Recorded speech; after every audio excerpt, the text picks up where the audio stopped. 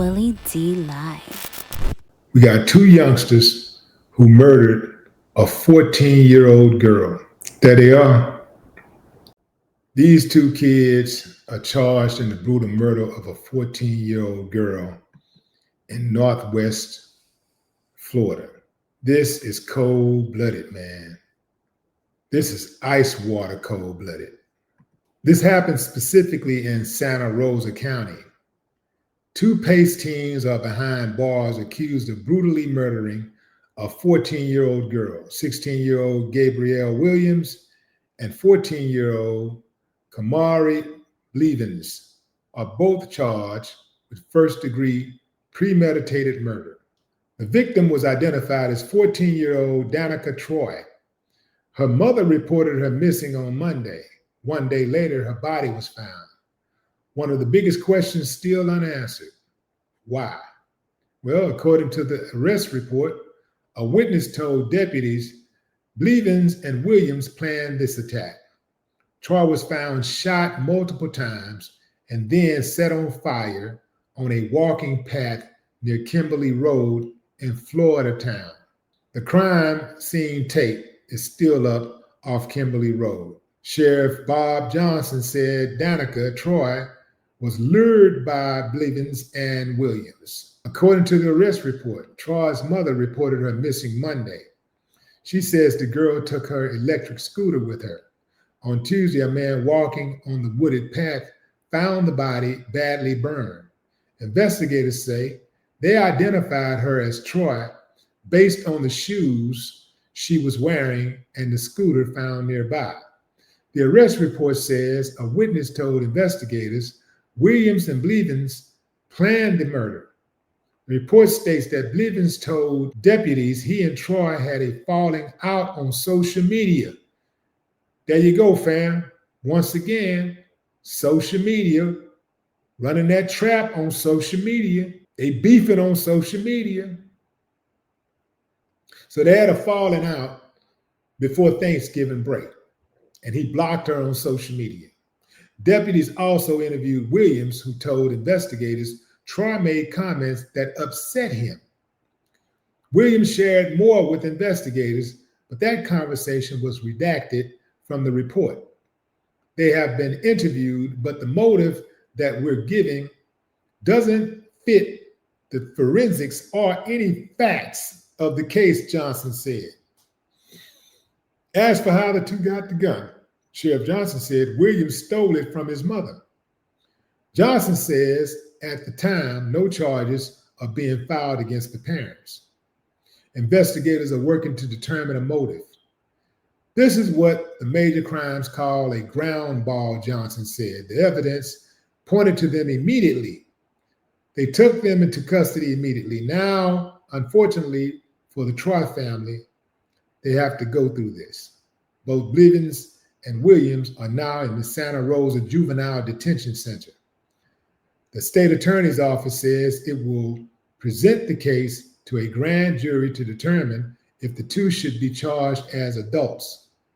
The Santa Rosa County School District, you got Santa County District School District, released a statement in response to the murder. Santa Rosa County District Schools is deeply saddened by the tragic loss of one of our students. Our hearts are with the family as they face an unimaginable loss. We have been notified of the arrest of two students in connection with the off-campus incident. You see how they made sure they say off-campus? Make sure they try to make sure that they're not included in this. We are devastated by this situation and are fully cooperating with law enforcement as their investigation continues. Additional counseling and support services are being made available to students and staff at the affected school. Due to the ongoing investigation and to protect the integrity of the process, we are unable to provide additional information at this time. You know something, fam? You know, having these counselors available for students when stuff like this happens, it's a good thing. It is a good thing to have counseling and support services. But I think these counseling and support services need to go a step further. I think it would be dope if they had counseling and support services when these type of things just happen to people in the neighborhood.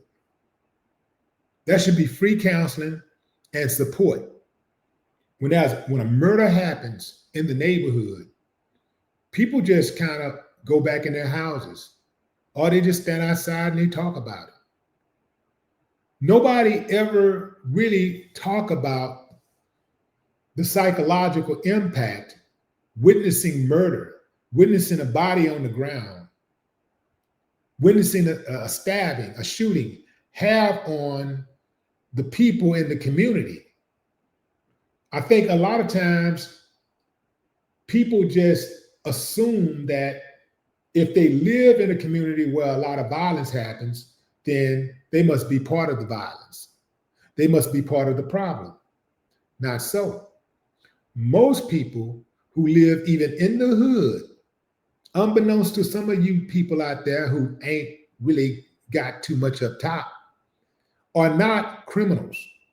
Most people who live in the hood are hardworking, law-abiding, progressive people, progressive residents. Most. It is the few that makes it bad, that makes it hard. Everybody is not a gang member. Now, I'm sure depending on what city you end up in, there's a higher concentration of gang members. But even in gang territories, most people are not affiliated with gangs. But let them tell it. It's a different story. I think that they should have counseling, free counseling and support available for people in neighborhoods where violence happens often, or even if it happens at all. Even if it happens in a suburban neighborhood, somebody you find out, that your neighbors were killed, there should be some counseling for that, and it should be free. Especially if you witness it, if you see them lying out, if some kids see something like that, especially kids, you see that people lying out on the street like that, it does something to you. I think a lot of times what they try to do with our kids is they try to get our kids acclimated to trauma early on. This is why they like to try to put cuffs on our children. They try to put handcuffs on them. If they get called to the school, the kid is unruly, they show up to the school and they put handcuffs on a 5-year-old. The kid's wrist is so small, the cuffs can't even stay on. Cuffs slip right out. So, yeah, I absolutely believe that there should be some counseling for these kids. We should not normalize trauma. Yeah, we should not normalize trauma. We should not get to a point in our society where we become desensitized to murder. That's not normal.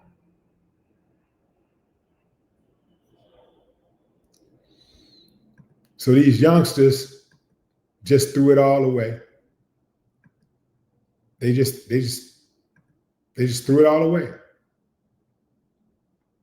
All away because they had a falling out online.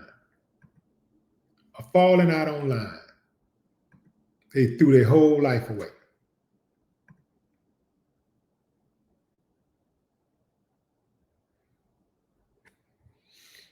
Absolutely mad. Absolutely madness, man.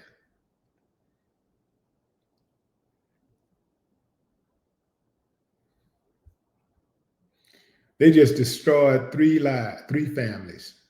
3 lives and 3 families.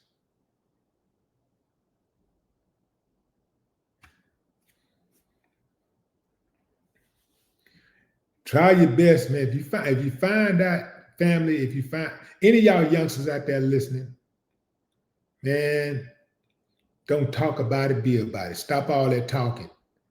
Get offline making threats. Stop talking shit online. you're going to get yourself hurt. Everybody ain't playing.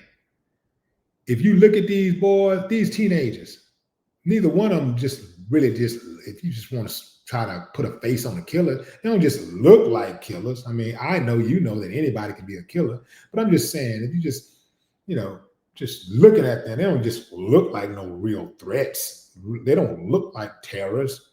They don't look like terrorists. Man, anybody can give it to you. Most of those little youngsters out there that be going into those schools doing all that shooting, they look very non-threatening. They don't look like they could do anything. A lot of them little youngsters be getting bullied. Next thing you know, they're responsible for killing 30 people, 20 people, 50 people. Stop talking that shit. Stop running your mouth online. Stop talking about what you're going to do to people. Stop talking slick about people. Stop all that tough talking online, because everybody ain't playing.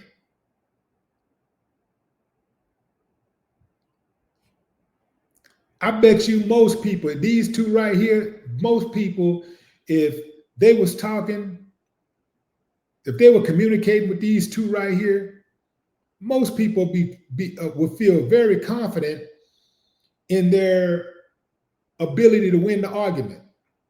They would feel very confident in the threats that they hurl. Like, yeah, I ain't gonna do nothing. Ain't gonna do nothing. And look at that. I visited death row in Huntsville, Texas, years ago. And most of the people I saw on death row were under 5 feet, under 5'9". Most of them. Little bitty dudes, killers.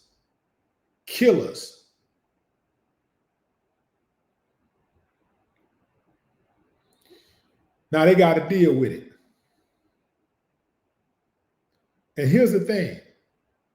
The chances of either one of them having a good, healthy, productive life post their convictions,